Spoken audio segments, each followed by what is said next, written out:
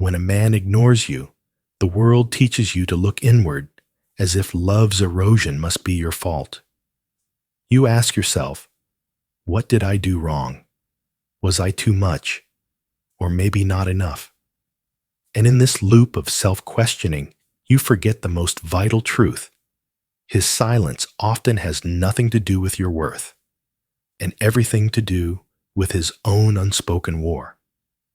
Carl Jung reminds us that what we fail to confront in the unconscious rules our lives under the illusion of fate. And so a man who withdraws from you, who feigns indifference and emotional distance, may simply be shielding himself from the unbearable encounter with his own shadow. He is not retreating from you, but from the mirror you've become. You see, your presence may have touched something dormant, something fragile and unformed, and in doing so, you awakened in him a discomfort too overwhelming to name. To ignore you, for him, is not triumph, it is defense. He isn't above you. He is beneath the surface, drowning in psychological debris. And the greatest weakness of this man is not his coldness, not his pride, not his distance. It is the quiet desperation with which he avoids feeling. For the man who ignores you is often the man who fears you most, not because you are dangerous, but because you represent something too vast for him to manage connection, truth exposure. Jung would say that to see clearly, we must first learn to endure the darkness. But how many men choose blindness instead? They cover their eyes with arrogance, wear detachment like armor, and convince themselves they are unaffected. But the psyche has no sympathy for lies. It records every wound, every avoidance, every feeling swallowed. And the more he ignores you, the more fragmented he becomes. He thinks he is controlling you with silence, but he is merely unraveling alone, unnoticed. Because the moment he stops speaking to you, he also stops speaking to himself. And yet, here you are, internalizing his silence as a kind of failure, as though love is something to be won by effort. But the deeper truth is this: the woman who chases a man who ignores her is unknowingly chasing a reflection of her own abandoned worth. When he turns away, and you rush to close the distance, you are not answering to love, you are responding to a wound. The feminine psyche, too, has its shadow, the belief that value comes only through validation.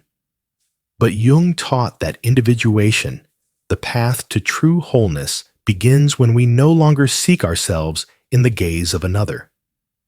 So what if instead of chasing him, you sat still and watched your own soul?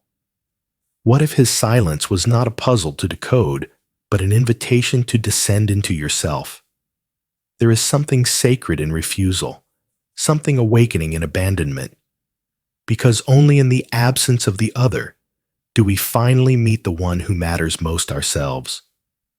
The man who ignores you may believe he holds power, but it is a fragile illusion, resting entirely on the assumption that you will always be there, that you will always seek, ask, wait.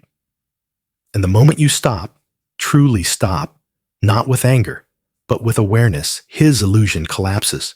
He is no longer the one deciding. You are. And herein lies his deepest weakness. His self-image was never built on truth, but on your reflection. Remove that mirror, and he is left with only himself. The man who once ignored you now stands exposed to the very emptiness he projected onto you. And that emptiness, no longer yours, to carry echoes loudly in his silence. Jung would call this the confrontation with the self, the breakdown of false personas, and the emergence of what is real. But for many men, that confrontation is unbearable. So they run, or hide, or pretend not to care. But inside, their shadow grows. What you must understand is this: a man's indifference does not make him powerful. It often means he is paralyzed. He lacks the tools to navigate intimacy, to reveal weakness, to be seen not as a mask, but as a man. And so he defaults to silence, to detachment, to absence, believing it protects him. But the psyche, Jung said, does not tolerate repression forever. What is buried returns, often disguised as rage, depression, addiction, or disconnection. So when a man ignores you, you are witnessing not confidence, but collapse. Not clarity, but confusion. And still, women everywhere internalize this silence. They try harder, dress prettier, text more cleverly, all in the hope of reawakening interest. But love born from strategy is not love, it is survival. And no soul thrives where it must compete for attention. So instead of trying to be seen by a man who has turned his eyes away, dare to see yourself more fully than ever before. Ask yourself, why did I give him so much power over my identity? Why did his absence shake my foundation? The answer is not about him, it never was. It's about the places within you that still believe love must be earned rather than received. Carl Jung wrote that healing begins when we embrace the parts of ourselves we once abandoned to be accepted. So reclaim those parts, the ones that waited, that wept, that whispered, maybe if I'm good enough, he'll return. And know this, the woman who integrates her own shadow no longer fears rejection. She no longer builds her worth on anyone else's recognition. And in doing so, she becomes untouchable, not because she is guarded, but because she is whole. But what about him? What happens when you withdraw your energy completely not in vengeance, but in peace? Something begins to shift in him, something primitive and unsettling. The comfort he felt in ignoring you dissolves. The certainty of your availability vanishes, and in its place grows a haunting question. What if I lost something irreplaceable? Jung taught that when the unconscious becomes conscious, we suffer, but we also awaken. For the man who once ignored you, this is the beginning of that awakening. He starts to feel the silence he once inflicted. He checks your profile, wonders where you've gone, remembers your presence not as something convenient, but as something luminous. And still pride prevents him from admitting this. He clings to indifference like a raft in a rising sea. But the tide of realization is relentless. He begins to sense what he could not. Before that, you were never chasing him, you were loving him. And now that love is gone, withdrawn, redirected toward its rightful source, you. This is the paradox Jung revealed so often. We do not know the value of a thing until it retreats into the unconscious, until it is no longer accessible. Only then do we long for it. And so, he may return not out of love, but out of fear. Fear of emptiness, of regret, of missing what he could not name. But you transformed no longer wait. You no longer hope. You simply are. Not cold, not cruel, but conscious. A woman who sees clearly, and therefore cannot be fooled. And now, in this final truth, you must face the most difficult question of all. If he comes back, who are you now? Not long ago, you would have welcomed him with open arms, just grateful to be chosen again.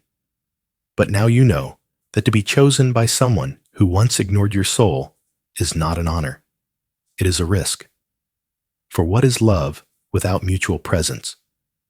What is affection without consistency? Jung wrote that integration requires discernment, that the self emerges when we no longer live as fragments seeking completion in others.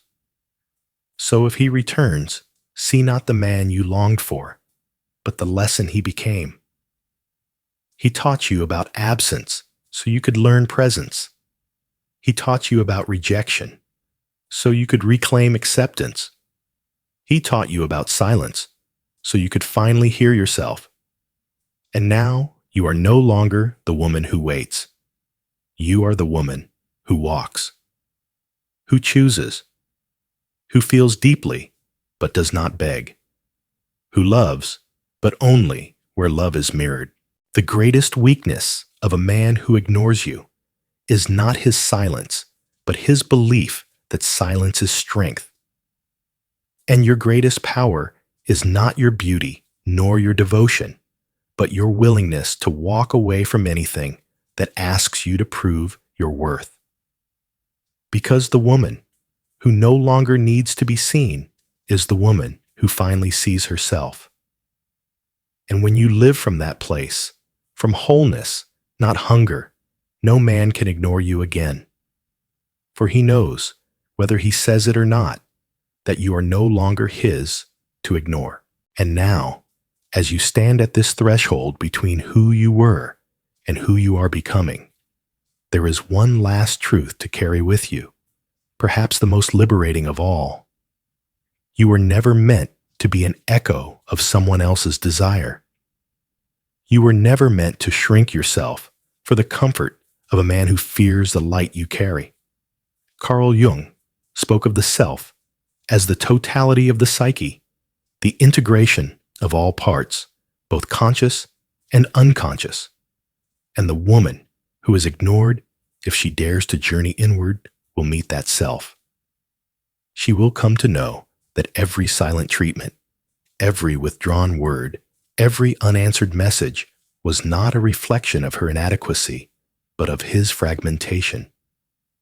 And in seeing that clearly, she steps out of the shadow of shame, out of the cycle of proving, out of the illusion that love requires sacrifice of self. This is no longer about him, his weakness, his silence, his inability to face the depth of what you offered. Those are not your burdens to carry. They are mirrors of his own internal exiles. But you are no longer lost in his projections. You have retrieved your energy, reclaimed your presence, remembered your wholeness. And that remembrance changes everything. You no longer enter rooms hoping to be seen. You arrive already knowing you belong. You no longer wait for love to find you. You become love. And in that vibration, you no longer attract men who ignore you, awaken men who revere. Because the truth is, a man can only ignore what he does not understand. And he can only belittle what he secretly fears has power. You were never invisible, you were incomprehensible. Not too much, not too intense, but too real, too honest, too whole. The kind of woman who sees through illusions, who asks the questions he avoids, who offers a mirror to the soul, not just the ego. And that mirror, when presented to someone who is not ready, becomes terrifying. Jung said, "The privilege of a lifetime is to become who you truly are." And now you are doing just that, becoming, remembering, not from heartbreak, but from awakening, not through vengeance, but through sovereignty. And from this place, you see clearly his greatest weakness was never that he ignored you. It was that he underestimated you. He mistook your softness for fragility, your silence for submission, your patience for permission. But you were never waiting. You were observing, listening, growing. And now that you've grown, you see him not as the one who got away, but as the one who showed you where you lost yourself. And for that, you owe him nothing. But perhaps in your strength, you offer quiet gratitude. Because without that shadow, you may have never remembered your light. So walk now, not with bitterness, not with revenge, but with truth. The kind of truth that does not beg to be believed because it already lives in your bones. The kind of truth that does not scream to be heard because it echoes in your presence. You are no longer defined by the man who ignored you. You are defined by the woman who rose from that silence. And that woman, she is powerful beyond measure. Not because she is immune to pain, but because she has learned to alchemize it. She has faced rejection and turned it into redirection. She has faced silence and turned it into self-awareness. She has faced abandonment and turned it into alignment. That is the work of the soul. That is the path Jung pointed toward, not to chase love, but to integrate the self, to bring the unconscious into consciousness, to no longer act from wounding, but from wisdom. And as you continue this path, you'll find that the men who once ignored you will either disappear completely or return confused, bewildered, unsure of how to speak to a woman who no longer needs them. And in that moment, you will not need to decide out of emotion, you will simply know.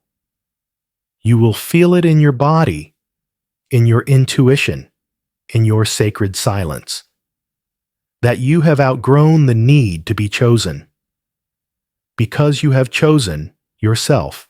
And that is the most terrifying thing to a man who built his identity on your pursuit.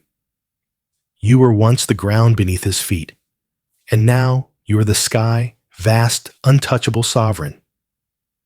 The game he once played no longer works here. The strategies, the silences, the pullaways, they collapse in the face of your clarity. You are no longer reactive. You are reflective. No longer pleading. You are present. You do not chase, you attract. You do not explain, you embody. And that embodiment is what makes you unforgettable. Because men forget those who beg. They forget those who mold themselves into palatable versions of desire. But they never forget the woman who walked away while still radiating grace. The woman who loved deeply, but never lost herself. The woman who stared into the face of rejection and said, "This will not break me. It will build me." That woman is you. And if you've made it here, if these words have stirred something ancient and powerful in you, then know this: you were never meant to be small. You were never meant to be a background character in someone else's story. You were meant to be the author of your own. And now, you are writing a new chapter, not about the man who ignored you, but about the woman who remembered who she is.